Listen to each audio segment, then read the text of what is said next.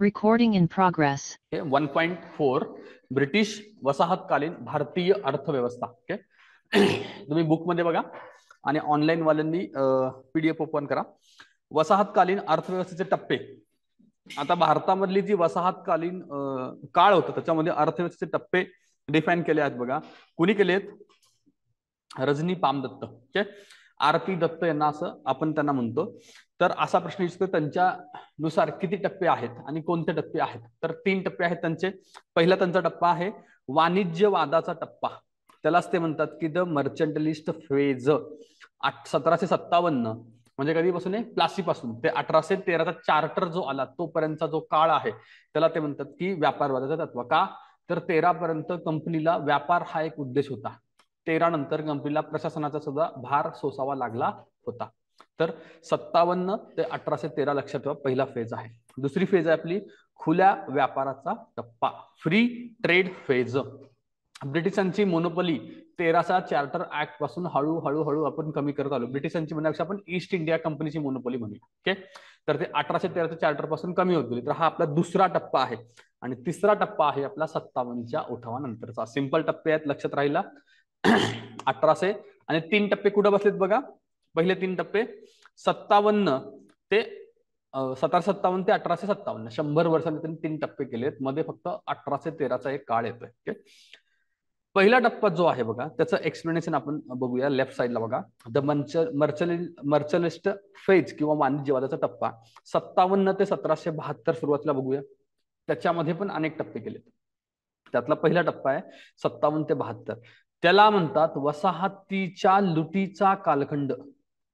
तर वसाहतीच्या लुटीचा कालखंड कोणता? तर तो कधीच आहे? 72 पर्यंत. का? 72 नंतर 73ला आपला रेग्युलेटिंग ऍक्ट आलेला आहे. तोपर्यंतचा काळ हा लुटीचा कालखंड म्हणून गणला जातो. प्लासी ते रेग्युलेटिंग ऍक्ट पर्यंतचा. आता या वसाहतीच्या लुटीच्या कालखंडामध्ये बघा, दस्तक करमुक्त परवाने देताना कंपनी एजंट मोठ्या प्रमाणात लाच घेत. यास ऍडम स्मिथ कोण? आपला इकॉनॉमिस्ट ऍडम स्मिथ, तो त्याला लूट म्हणतोय. ओके, आणि रमेश चंद्र दत्त काय सांगतायत? 57 ते 65 या दरम्यान कंपनीने 60 लाख पाऊंडची कमाई केली, जी बंगालच्या वार्षिक उत्पन्नाच्या 4 पट होती. किती होती? 4 पट. किती आहे? 60 लाख पाऊंडाची लूट आहे. हे रमेश दत्त म्हणतात. रमेश दत्त काय म्हणतात आणि ऍडम स्मिथ काय म्हणतात, हा एक मुद्दा आपल्या लक्षात असला पाहिजे. आणि तो लुटीचा कालखंड कोणता आहे हे पण लक्षात घ्या. त्याच्यानंतर 1813चा मुद्दा आपण बघितला. पहिला फेज संपतो ना 1813ला आपल्याला.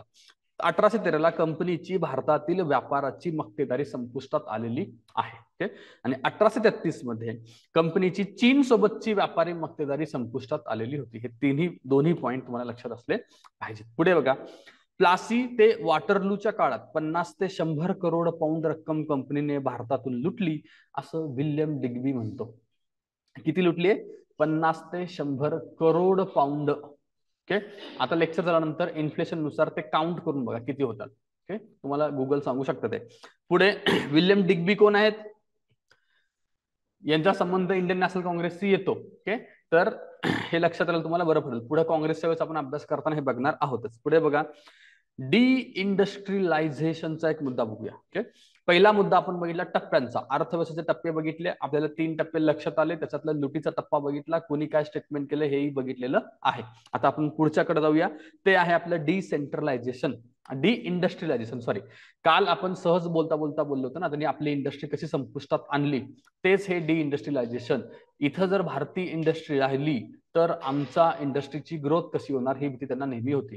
16व्या शतकामध्ये इंडस्ट्रियल क्रांती झाली, आपण जे बघितलं. ओके, त्याच्यानंतर त्यांना फक्त कच्चा माल पाहिजे होता आणि आम्हीच जगाचे प्रोड्युसर असायला हवेत या मताचे ते होते. आज कसं चायना आहे तसं. त्यावेळेस ते डायरेक्टली सत्ता घेऊन करायचे. आज चायना मोनोपोली करते सगळ्यात स्वस्त निर्माण करून. ओके, तर डिसेंट्रलायझेशनचा काळ कधीचा बघा, 1800 ते 1850 या काळामध्ये भारतातील इंडस्ट्री उद्योग संपुष्टात आणण्यात आले. या दुर्दशेला व्यापारी इतिहासात दुसरे उदाहरण नाही. भारतीय विणकरांची हाडे भारतीय प्रदेशात सर्वत्र विखुरलेली आहेत असं बेंटिंग शासनच 1834 मध्ये म्हणते. ओके, आपण इथं योग्य केलं नाही असं बेंटिंग शासन यांच्या काळातला तो रिपोर्ट आहे. आता हे असं कुणाच्या काळातला रिपोर्ट आहे आपण असं विचारलं तर आपण बेंटिंग लिहू शकतो. रिपन थोडासा उशीर आहे. आपलं कन्फ्युजन फक्त बेंटिंग आणि रिपन मध्ये झालं पाहिजे.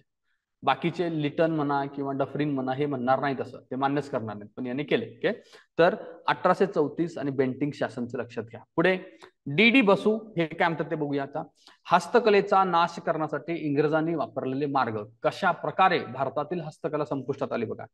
भारतावरती त्यांनी फ्री ट्रेड पॉलिसी लादली. ओके, दुसरं फ्री ट्रेड म्हणजे ती पण म्हणायला फ्री ट्रेड होती. ओके, जेव्हा फ्री ट्रेड तुम्ही ठेवता, दोन्ही देश इक्वली डेव्हलप असणं अपेक्षित आहे, मगच तुम्ही तशा प्रकारच्या वस्तू ज्या समान किमतीला निर्माण करू शकता त्या निर्मित करू शकता.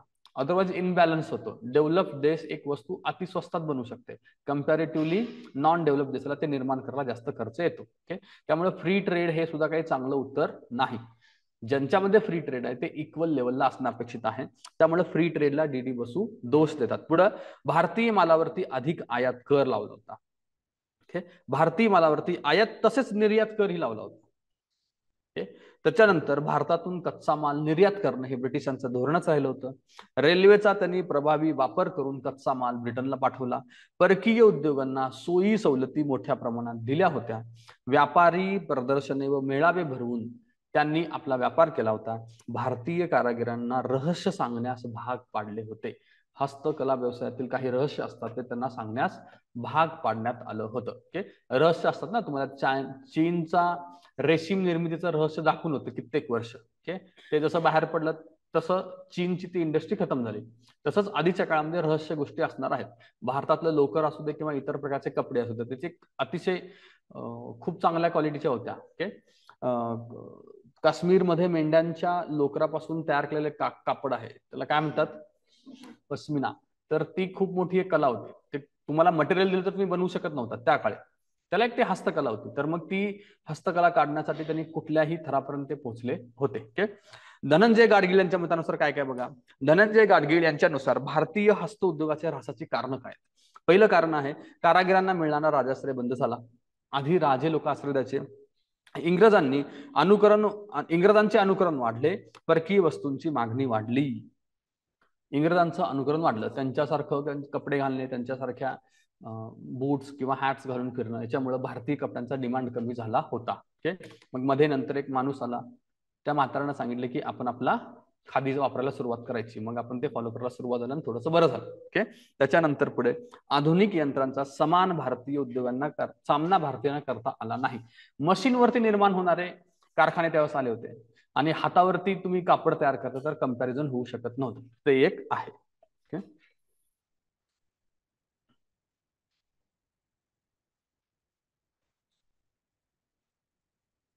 अतुल कुलकर्णी तुम्हाला माहित असतील ना, त्यांच्या एक लेख मध्ये आला होता बघा, हा म्हातारा का मरत नाही नावाचा. कधी युट्यूब वरती सर्च करून बघा. गांधी म्हणजे ते म्हातारा हे शब्द आपुलकीनं असतं बरं का, त्याच्यात निगेटिव्ह काही टोन नाहीये. गांधीला तुम्ही जेवढा जवळचं, जेवढा शिव्या घालचाल ना तेवढा तो जवळचा होतो. ती अशी एकच पर्सनॅलिटी जगात सापडते, दुसरं कुठे तुम्हाला काही सापडणार नाही. तुम्ही त्याला कितीही शिव्या घाला, बाहेर जाऊन त्याचं कौतुक करावं लागेल. भारतात किती तुम्ही शिव्या घालू शकता. ओके, जगासाठी गांधीच कामाचा आहे, दुसरं कोणी नाही. ओके, दुष्काळासंबंधित आयोग बघा. आयोग आहेत आपल्याकडं, त्याचे गव्हर्नर जनरल बघूया आणि वर्ष आणि विषय सुद्धा आता आपण बघूया. ओके, आयोगामध्ये पहिला आयोग आहे कर्नल स्मिथ आयोग. ओके, लॉर्ड कॅनिंगच्या काळामध्ये हा आयोग स्थापित झाला होता आणि त्याचं वर्ष आहे 1860 ते 61 आणि विषय होता दिल्ली परिसरामध्ये दुष्काळाची चौकशी करणं. Okay, colonel Smith. पुढे आहे सर जॉर्ज कॅम्बेल आयोग. सर जॉन लॉरेन्स या गव्हर्नर जनरलच्या काळातला आयोग आहे. 66 ते 67 चा काळ आहे आणि याचा विषय होता ओडिसातील बाधितांना मदत करणे. ओके, तिसरा आपला आहे स्ट्रॅची आयोग. हे खूप वेळा विचारण्यात आलेलं आहे. स्ट्रॅची कधीच आहे, लॉर्ड लिटनच्या काळातलं आहे. 1878 ते 80च्या काळात हे आयोग स्थापित झालं होतं आणि यांच्या शिफारसी महत्वाच्या आहेत बघा. स्ट्रॅची आयोगाच्या करात सूट द्या, लोकांना भोजन द्या, लोकांना काम द्या आणि त्याच्या शिफारशीनुसार आपण 1883 मध्ये एक दुष्काळ संहिता निर्माण केली होती. तर 1883 ची दुष्काळ संहिता कोणत्या आयोगाच्या शिफारशीनुसार तयार करण्यात आली आहे, तर ते आयोग आहे स्ट्रॅची आयोग. जेम्स लॉयल आयोग आहे पुढचा. एल्गिन 2 च्या काळातला हा जेम्स लॉयल आयोग आहे. 1897 ला हा आयोग नेमण्यात आला होता. त्याच्यानंतर आहे मॅकडोनल आयोग, लॉर्ड कर्झनच्या काळातला आयोग आहे, 1900 या शतकात झाला होता. दुष्काळ आयुक्त नेमावा ही शिफारस आहे. ओके, कोणाच्या शिफारशीनुसार दुष्काळ आयुक्त नेमला गेला? तर मॅकडोनल आयोग. कृषी अधिकोष स्थापावा ही सुद्धा शिफारस त्यांची कामाची आहे. आता दुष्काळावरती जर एखादा प्रश्न आला तुम्हाला किंवा शेतकरी आत्महत्येवरती प्रश्न आला तर या आयोगाच्या तरतुदी तुम्ही तिथं मेन्शन करू शकता. ओके, पुढे सर जॉन वुडहेड आयोग, कोणाच्या काळातलं आहे? Lord Wavel. कधीच आहे? 45 ला आहे. बंगालमधील दुष्काळाची तपासणी करण्याचा उद्देश आहे. मग आयोगाचा सिक्वेन्स माहिती पाहिजे. कुणाच्या गव्हर्नर जनरलच्या काळात तो तयार झाला होता आणि त्यांच्या शिफारशी काय आहेत? तर शिफारशीमध्ये मला सगळ्यात जास्त दोनच शिफारशी महत्वाच्या होत्या. एक आहे स्ट्राची आयोग, दुसरा आहे मॅकडोनल आयोग. यांच्या दोन्हीच्या शिफारशी आपल्याला माहिती असल्या पाहिजेत. Recording in progress. आता खाली जे ट्रिक्स आहेत ते तुम्ही बघून घ्या. तुम्हाला जर बचनी पडल्या तर वाचा, नाहीतर तुमच्या बनवा. ओके, पुढे भारतात इंग्रजी भांडवलाचे आगमन कशा प्रकारे झाले ते आता बघूया आपण. 1833 चा चार्टर ऍक्ट आला. त्याच्यानुसार आपण युरोपियांना भारतात येऊन राहण्याचा व संपत्ती विकत घेण्याची परवानगी आपण दिली होती. ओके, 1833 ला. 33 ला तुम्ही मामा लिहू शकता, MAMA. 3 ला आपण M लिहितो ना, तर मग भारताला तेव्हा मामा बनवण्यात आलेलं होतं. 1833 आपण लक्षात ठेवू शकतो. त्याच्या पुढे इंग्रज भांडवलांची भारतातील गुंतवणूक बघा. 1914 पूर्वी रेल्वे, रस्ते, जहाजे, खाणी इत्यादी मध्ये अधिक प्रमाणात आली. गुंतवणूक कुठे जास्त आली आहे? पायाभूत सुविधांमध्ये मोठ्या प्रमाणात आली. यातून एकूण गुंतवणुकीपैकी 97% भांडवल इंग्रजांचं होतं. ओके, इतक्या मोठ्या प्रमाणात गुंतवणूक बाहेरून आलेली होती. ओके, आणि कुठे इन्व्हेस्टमेंट केले बघा? रस्ते, रेल्वे, जहाजे, खाणी. जिथं आमच्या व्यापाराला फायदा होईल तिथे आम्ही जास्त इन्व्हेस्टमेंट करणार आहोत. ओके, पुढे 1813 साली भारतातील बँकमध्ये जमा असलेल्या भांडवलापैकी 75% भांडवल परकीय बँकांमध्ये होते. आमच्यात इन्व्हेस्ट करतात, तेही बँका कुठल्या? परकीय बँकेत आहेत, त्याच्यात इन्व्हेस्ट करताय. ओके, त्याच्यानंतर काही स्टेटमेंट्स आहेत बघा. स्टेटमेंट्स कधी कधी विचारले गेले ते लक्षात घ्या. परदेशी गुंतवणूक आणि L&O चे रक्षण करणे हे भारताच्या विकासाचे प्रमुख साधन आहे, असं JS मिल आणि मार्शल म्हणत असत. म्हणजे परदेशी गुंतवणूक आणि लॉ अँड ऑर्डर याचं रक्षण करणं हे भारताच्या विकासासाठी खूप महत्वाचं आहे. आणि लॉ अँड ऑर्डर तर आम्ही आधीपासून देत आहोत आणि याच्या पुढे आम्ही तुम्हाला परदेशी भांडवल पण देऊ, असं यांचं साहेबांचं म्हणणं होतं, JS मिल आणि मार्शल यांचं. ओके, पुढचा पॉइंट आहे हिंदुस्थानाच्या राष्ट्रीय प्रगतीसाठी परदेशी भांडवल अतिशय आवश्यक आहे, कर्जन साहेबांचं म्हणणं. ओके, त्याच्यानंतर रेल्वे बांधणीवरती होणारा खर्च म्हणजे देशाने ब्रिटिश उद्योगांना दिलेले अनुदान आहे. कोण म्हणतायत? ग. जोशी, सार्वजनिक काका. ओके, रेल्वे बांधणीवरती केला जाणारा खर्च म्हणजे दुसऱ्याच्या बायकोला दागिन्यांनी मढवणे. कोण म्हणते? लोकमान्य टिळक. ओके, पाचवा मुद्दा, परदेशी भांडवल हे देशी साधन संपत्तीचे शोषण आणि लूट याचे प्रतिनिधित्व करते. दादाभाई नौरोजी. परकीय भांडवल म्हणजे आंतरराष्ट्रीय लूटमारीची व्यवस्था. हिंदुस्तान रिपब्लिकन पार्टी असं काहीतरी. काय लिहिलं ते? हिंदुस्तान, अच्छा न्यूजपेपर बरं का, हिंदुस्तान रिव्ह्यू न्यूजपेपर असं करा. Hindustan review newspaper, NP is a newspaper. त्या न्यूजपेपर मध्ये अशी माहिती छापून आलेली होती. ओके, एका अंदाजानुसार भारतीय संपत्तीचे वहन काय बघा, सरकारी उत्पन्नाच्या निम्म्या इतके होते. इतक्या मोठ्या प्रमाणात भारतातून भांडवल बाहेर जात होते. ओके, जमा होणाऱ्या सर्व जमीन महसुलापेक्षा जास्त जमीन महसूल जमा करतात त्याच्याहून जास्त लूट बाहेर जात होते. ओके, देशातील बचतीच्या 33% पेक्षा जास्त बाहेर चाललं होतं आणि राष्ट्रीय उत्पन्नाच्या 8% रक्कम बाहेर जात होती. ओके, पुढे बघा, दादाभाई नौरोजींचा संपत्ती वहनाचा सिद्धांत महत्वाचा घटक आहे. कधीचा आहे? 1867. दादाभाईंनी आर्थिक निसरणाचे खालील मार्ग सांगितले. आर्थिक निसरण किंवा संपत्तीचं वहन म्हणा, भारतातून बाहेर संपत्ती जाणं काही असो, तर त्यांनी कुठल्या मार्गाने होतं सांगितलं? पहिलं सांगितलं गृह खर्च म्हणजे काय? Home charge. Okay, home charge म्हणजे बघा, भारत सचिव व त्यांच्या कार्यालयाशी संबंधित खर्च म्हणजे गृह खर्च. याच्यामध्ये ईस्ट इंडिया कंपनीच्या भांडवलधारकांना दिले जाणारा लाभांश येतो, परदेशातून घेतलेले कर्ज आणि त्याच्यावरील व्याज येते, लष्करी व मुलकी खर्च येतो आणि साधन सामुग्रीचा खर्च पण समाविष्ट होतो. पुढचा पॉईंट ते सांगतात की परकीय गुंतवणुकीवरती दिला जाणारा व्याज. तिसरं पॉईंट ते सांगतात की परकीय बँका, विमा कंपन्या, जहाज कंपन्यांनी मिळवलेला प्रचंड नफा. ओके, दादाभाई 1897 मध्ये म्हणतात 1883 ते 92 या 10 वर्षामध्ये 35.9 कोटी पाऊंड भारताबाहेर गेलेले आहेत. ऑलमोस्ट 36 कोटी पाऊंड भारताबाहेर केवळ 10 वर्षात गेलेत असं दादाभाईंनी त्यांच्या या सिद्धांतात सांगितलेलं आहे. दादाभाई म्हणतात की भारतातील संपत्ती बाहेर जाते आणि कर्जाच्या रूपाने परत येते, मग त्या कर्जावरील व्याज पुन्हा बाहेर जाते आणि असा प्रकार हे कर्जाचे कुचक्र सुरू राहते. दादाभाई या निसरणाला इव्हिल ऑफ द इव्हिल म्हणतात. ओके, तर हे लक्षात ठेवायचं, या निसरणास इव्हिल ऑफ द इव्हिल कुणी म्हटलेलं आहे? दादाभाई. ओके, त्याच्यानंतर पुढे नैतिक अपहरण, भारतीयांवरती विश्वास न ठेवता महत्वाच्या पदांपासून दूर ठेवले जात होते. तर दादाभाई नैतिक अपहरण याला म्हणतात. एक संपत्तीचं अपहरण वरती झालं, हे दुसरं नैतिक अपहरण पण झालं. ओके, त्याच्यानंतर बघा, भारतातील दारिद्र्य मानव निर्मित आहे म्हणून त्याचे कारण शोधता येईल आणि ते दूर देखील करता येईल असं दादाबाईंचं त्यावेळी मत होतं. म्हणजे ते इनडायरेक्टली इंग्रजांना दोष देत होते. दादाबाईंसारखंच दुसरं व्यक्तिमत्व आहे रोमेश चंद्र दत्त. यांचं पुस्तकाचं नाव माहिती पाहिजे, इकॉनॉमिक हिस्ट्री ऑफ इंडिया. या त्यांच्या ग्रंथाचा गाभा ड्रेन थेरीच आहे. म्हणजे दादाबाईंची जी थेरी आहे तीच अशी यांची थेरी आहे. दत्त यांनी एका कवितेचा संदर्भ दिलेला होता.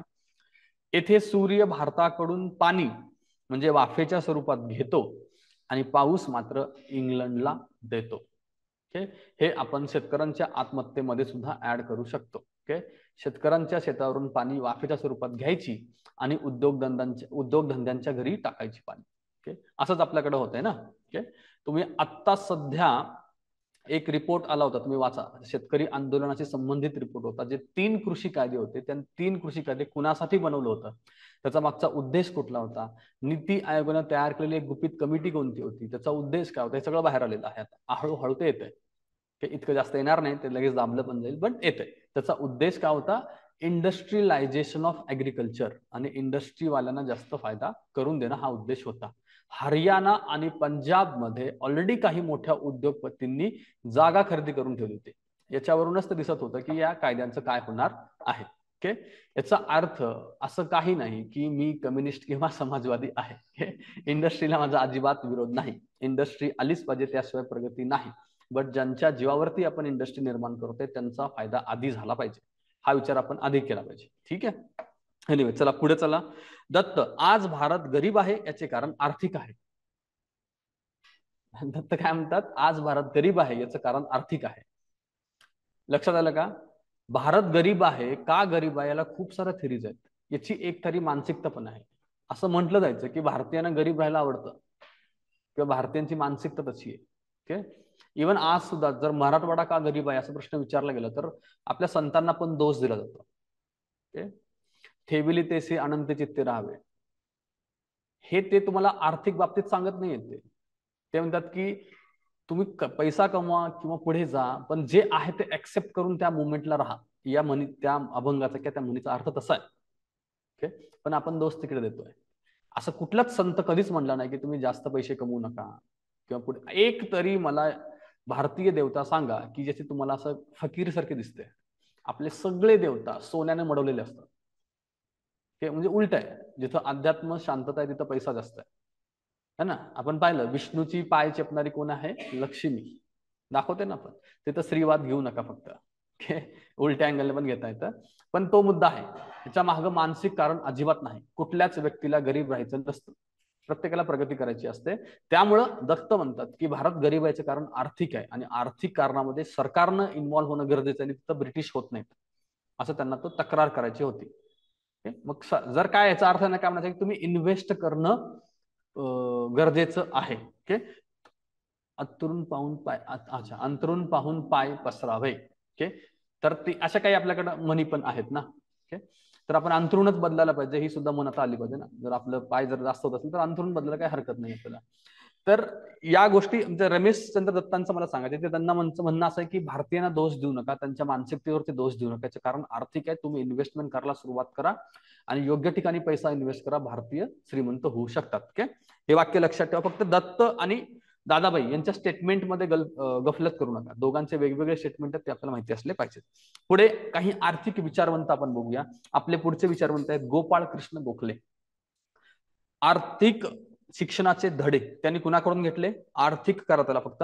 आर्थिक शिक्षणाचे धडे त्यांनी जोशी काका आणि न्यायमूर्ती रानडेंकडून ते शिकलेले आहेत. ओके, लंडन मध्ये 1897 मध्ये रॉयल कमिशन समोर त्यांनी साक्ष दिली. कुठली? वेल्बी कमिशन म्हणतो आपण त्याला. ओके, भारतात केल्या जाणाऱ्या खर्चाच्या संबंधित त्यांनी ही साक्ष दिलेली होती. ओके, आपल्याला काय माहिती पाहिजे? 97चं रॉयल कमिशन कुठलं आहे? Welby commission. त्याच्यासमोर साक्ष कोणी दिली आहे? तर गोपाळकृष्ण गोखलेंनी, आणि ते आर्थिक बाबतीतली साक्ष होती, इतकं माहिती पाहिजे. पुढचा मुद्दा आपला आहे 1901 मध्ये कायदे मंडळात प्रवेश झाला त्यांचा. फिरोज शाह मेहता यांच्या जागी त्यांची रिप्लेसमेंट झालेली होती. 1902 मध्ये अंदाजपत्रकावरील त्यांचे पहिले भाषण झाले. त्यावेळेस वित्त खात्याचा सचिव होता एडवर्ड लॉ. एडवर्ड लॉ कुठे दिसतो आपल्याला? सहकारी संस्थांचा अभ्यास करताना तुम्हाला एडवर्ड लॉ दिसतो. ओके, एडवर्ड लॉ याने मांडलेला सिल्कीचा अंदाजपत्रक कसा चुकीचा आहे त्यांनी ते स्पष्ट केलं.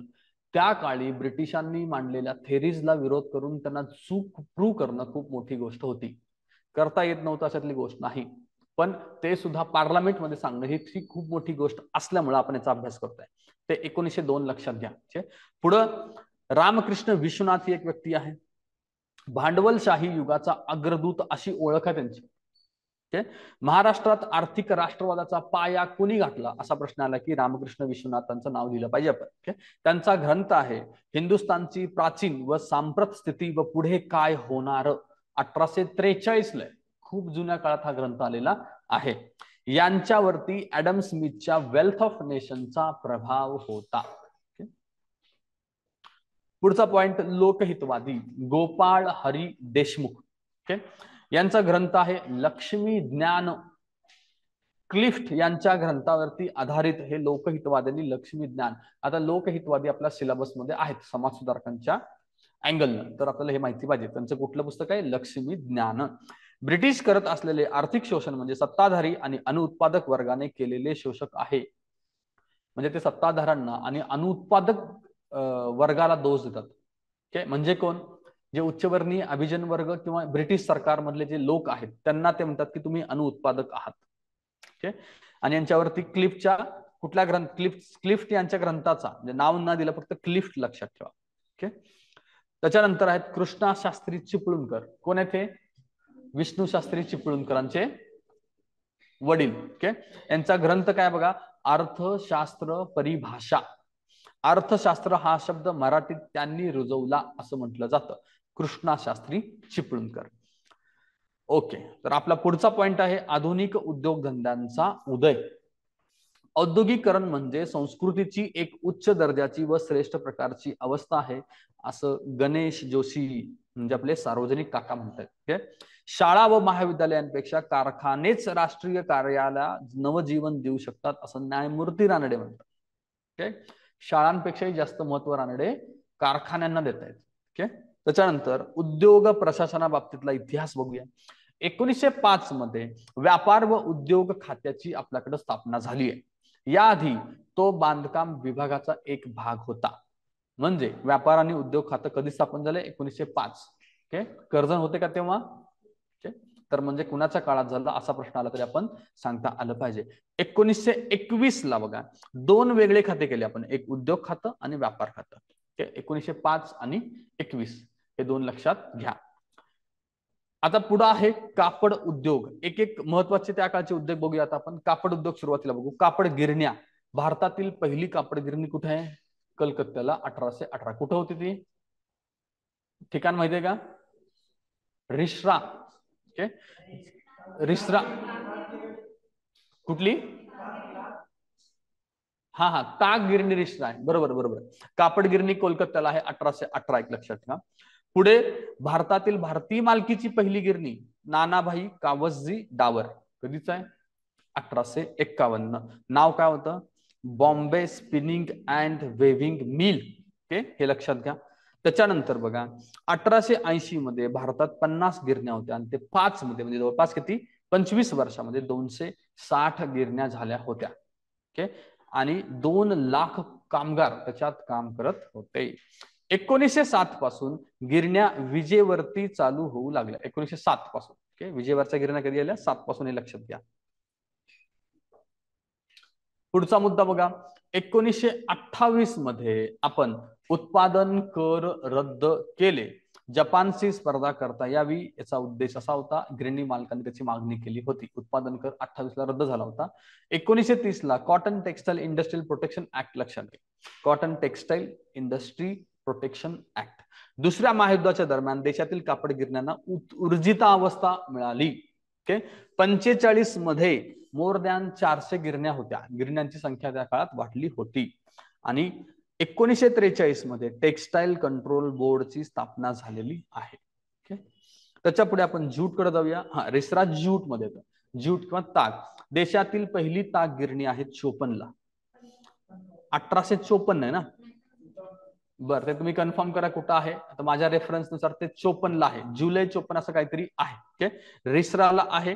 तुम्ही 2-3 सोर्स कम्पेअर करून जे योग्य आहे किंवा पीवायक्यू मध्ये कुठं सापडत असेल, तुम्हाला सोर्स वेगवेगळ्या ठिकाणी वेगवेगळा असतील तर तो प्रश्न आयोगाने विचारला आहे का पाहणं आपलं काम आहे. आणि आयोगात जी डेट आहे किंवा जे वर्ष आहे ते फायनल समजायचं. ओके, ती डेट 55 असेल तर 55 घ्या, 54 असेल तर 54 घ्या. ओके, 1854 ला रिसरा येथे देशातील पहिली ताग गिरणी झाली. रिसरा हे कोलकात्यापासून 20 किलोमीटर अंतरावरती हुगली नदीवरती आहे. पहिल्या महायुद्धाच्या वेळेस ताग गिरण्यांची संख्या मोठ्या संख्येने वाढली. फाळणीनंतर 70% ताग क्षेत्र पाकिस्तानात गेलेले होते. रिसरा झालं, वरती कोलकाता बघितलं, आणि मुंबईतलं पहिलं नानाभाई कावजींचं एक नाव लक्षात ठेवायचं. इतकाच इतका फॅक्च्युअल डेटा लक्षात ठेवण्यासारखा आहे. पुढे आपण जाऊया चहा उद्योगाकडे. ओके, भारतात चहाच्या लागवडीची शिफारस जोसेफ बँक्स, ओके, 1778 ला त्यांनी सुरुवात केली होती. चहाची प्रथम लागवड नेपाळच्या टेकड्यांमध्ये झाली आहे. 1828 आहे. कुणाचा काळ आहे? बेंटिंगचा काळ आहे. वॉकर या नावाच्या व्यक्तीनं केलेली होती. शिफारस कोणी केली आहे? लागवड कोणी केली आहे? जोसेफची शिफारस आहे, लागवड वॉकरनं केलेली आहे.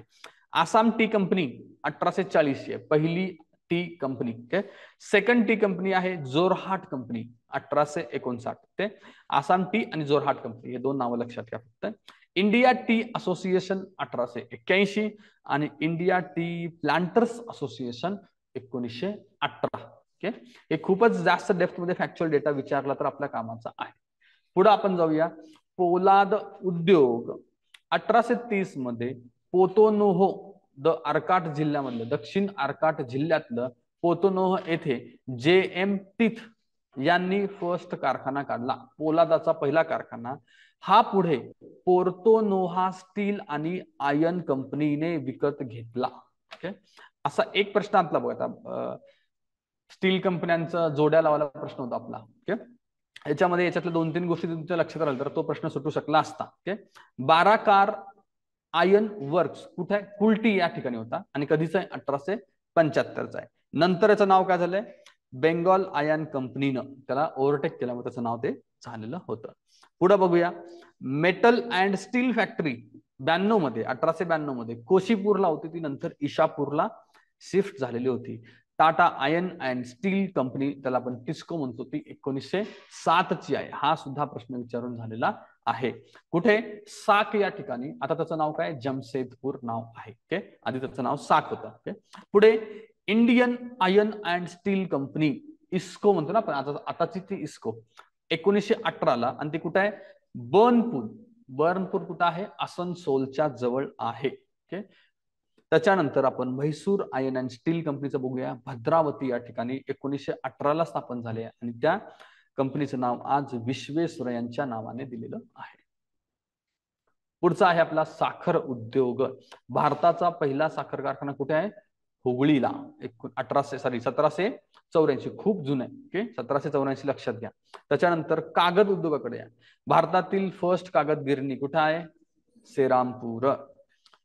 कधी आहे? 1832. आणि royal paper mill belly Calcutta जवळ बॅली नावाचं ठिकाण आहे, त्या ठिकाणी पहिली पेपर मिल आली, की पहिली गिरणी कागद गिरणी श्रीरामपूरला. National newsprint and paper mill Nepanagar, एमपीतल्या नेपानगरला आपण 1955 म्हणजे स्वातंत्र्यानंतर आपण स्थापन केलेली आहे. आणि पहिली कोळसा खाण आपल्या सगळ्यांना माहिती असते, कुठे आहे ती? राणीगंज 1820 ला. जहाज उद्योगाबद्दल बघा, इंडियन मरीन 1613 सुरत जहाज निर्मिती करणारी इंडियन मरीन नावाची कंपनी. पुढे बॉम्बे डॉकयार्ड नावाची कंपनी 1735 ला मुंबई येथे स्थापन झाली. सिंधिया स्टीम नेव्हिगेशन कंपनी 1919 आहे. वसाहत काळात जहाज बांधणी केंद्र, हा प्रश्न आपण बघितलाय, हुगली, ढाका, चितगाव, कोलकात्याला नव्हते. ओके. विमा व्यवसाय सुद्धा बघूया आपण.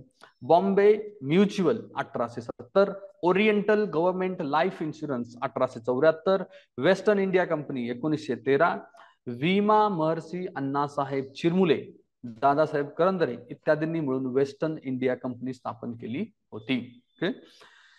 1919 ला द न्यू इंडिया टाटानं ही कंपनी स्थापन केलेली आहे. आणि 1942 ला विश्व भारती रामराव विजयकर एका मराठी व्यक्तीने सुरू केलेली ही कंपनी होती.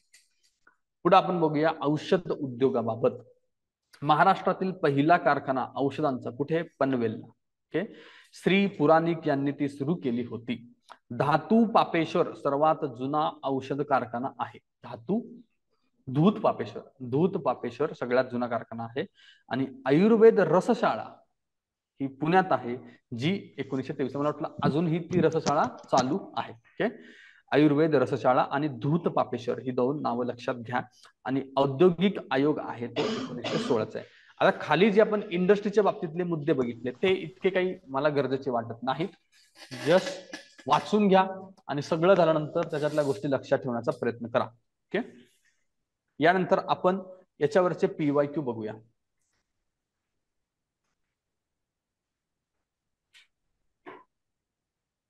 ओके. तुमच्या सगळ्यांकडे PYQ आहेत. ऑनलाईन वाले PDF ओपन करून घ्या ग्रुपवरची. एक 10-11 प्रश्न असेल, फक्त 10-11 प्रश्न आहेत, तेवढे बघून घेऊ आपण. ओके.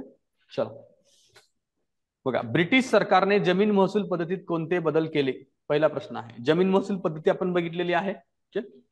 ब्रिटिशांनी जमिनीची मोजणी करून जमीन महसूल निश्चित केला.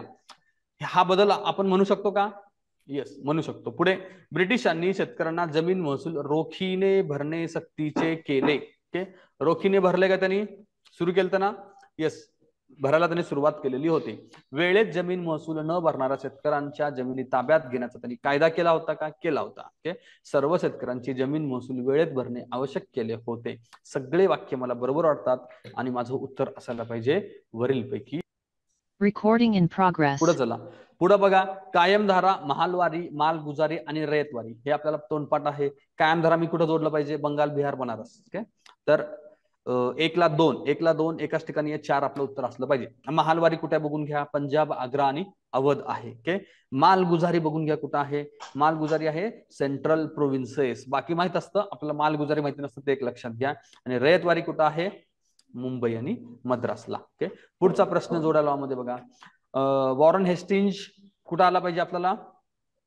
बोली पद्धत आहे ना, वॉरन हेस्टिंजच्या काळात आपण बघितलं तर मग ते वॉरन हेस्टिंज गेले 4 ला. Lord Cornwallis कायमधारा, major Munro ryotwari आणि होल्ड मॅकन्जी महालवारी. ही नावं आपल्याला माहितच पाहिजेत.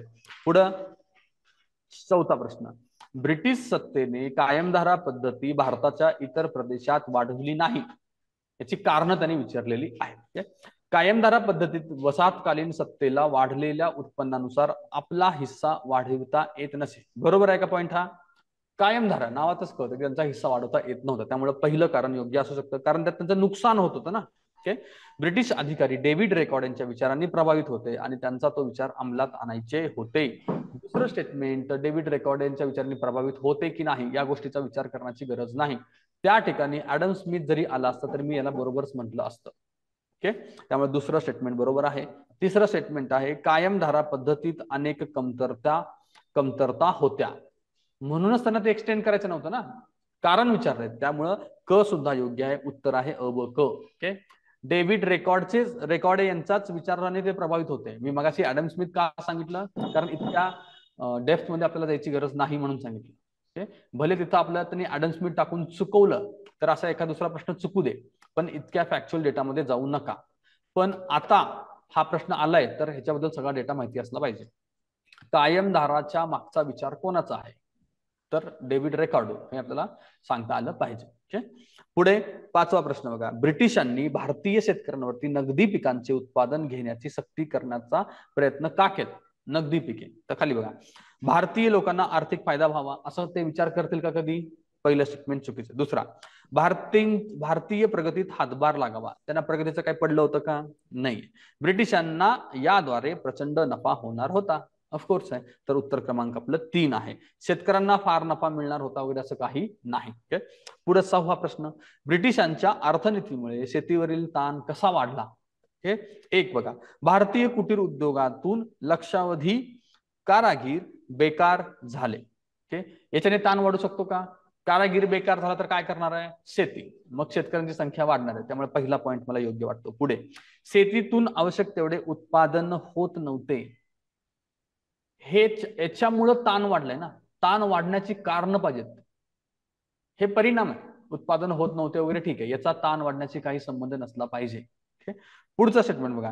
शेतकऱ्यांना शेती करणे परवडत नव्हते, याचा आणि ताण वाढण्याची काही संबंध येत नाही. ओके.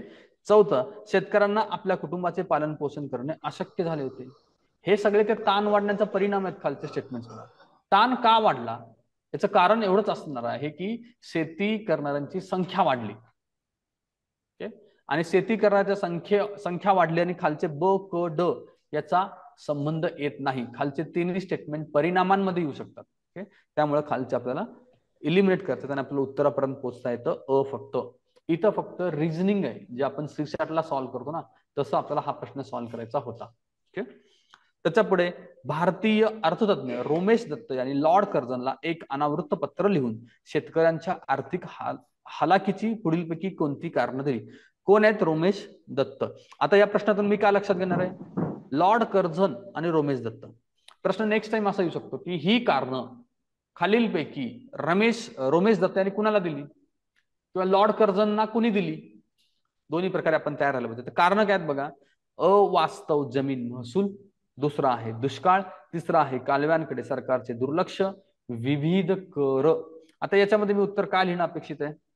दुष्काळ मी लिहिल का? दुष्काळ आहे ते कर्झनला पण माहिती आहे, मी त्याला ते कारण सांगणार नाही. ओके. आणि यांचा उद्देश आहे की तुमच्यामुळे प्रॉब्लेम होतो हे सांगणं.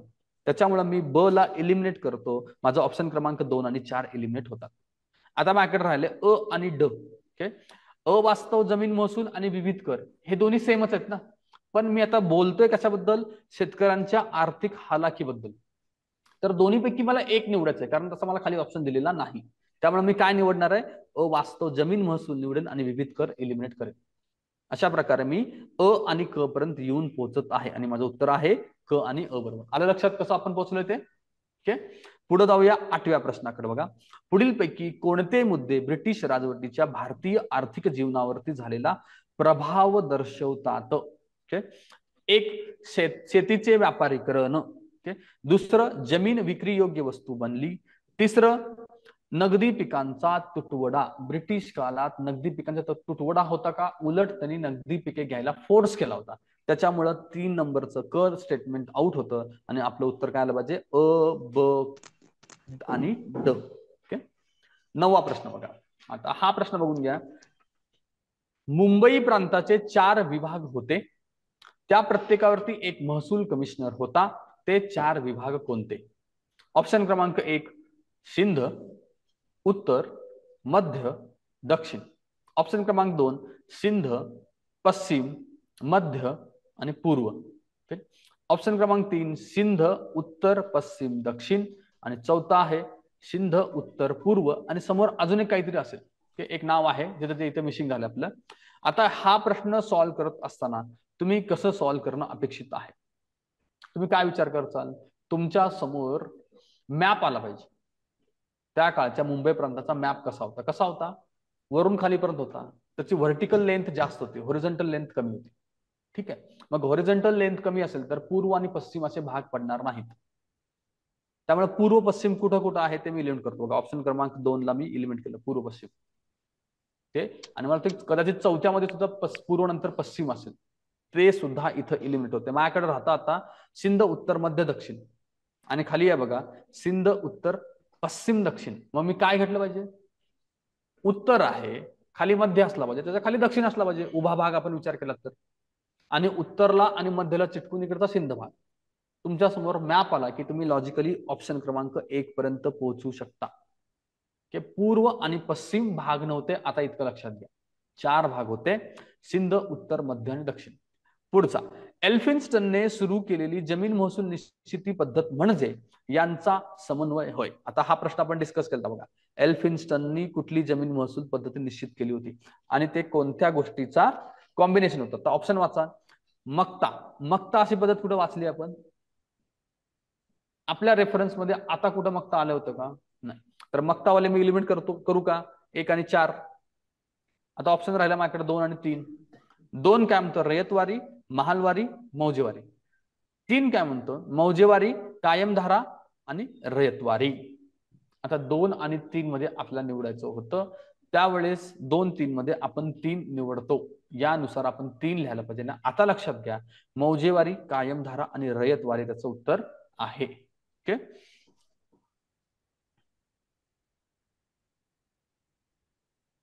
Recording in ठीक progress. आहे. तर आता तुमचं लक्षात आलं, कमरा लक्षात ठेवा, तुमच्या लक्षात येईल. मौजेवारी, कायमधारा आणि रयतवारी. ओके. त्याच्यानंतर पुढचं बघा, एल्फिन्स्टन जमीन महसुलाच्या संदर्भात महाराष्ट्रात कोणती पद्धत लागू करावायची होती? कोणती? कायमधारा तर तो करणार नव्हता, ऑफकोर्स आपल्याला माहिती आहे. ओके. एक तर तो रयतवारी करेल किंवा मौजेवारी करेल. ओके. मोस्ट ऑफ लोकांनी त्यावेळेस रयतवारी लिहिणं अपेक्षित होतं, कारण आपण रयतवारी कुठं कुठं बघितली होती? मद्रास आणि मुंबई. पण आता हा प्रश्न येऊन गेला तर आपण मौजेवारी लक्षात ठेवणार आहोत. ओके. ठीक आहे. आता हा टॉपिक झालाय, आता आपण पुढचा टॉपिक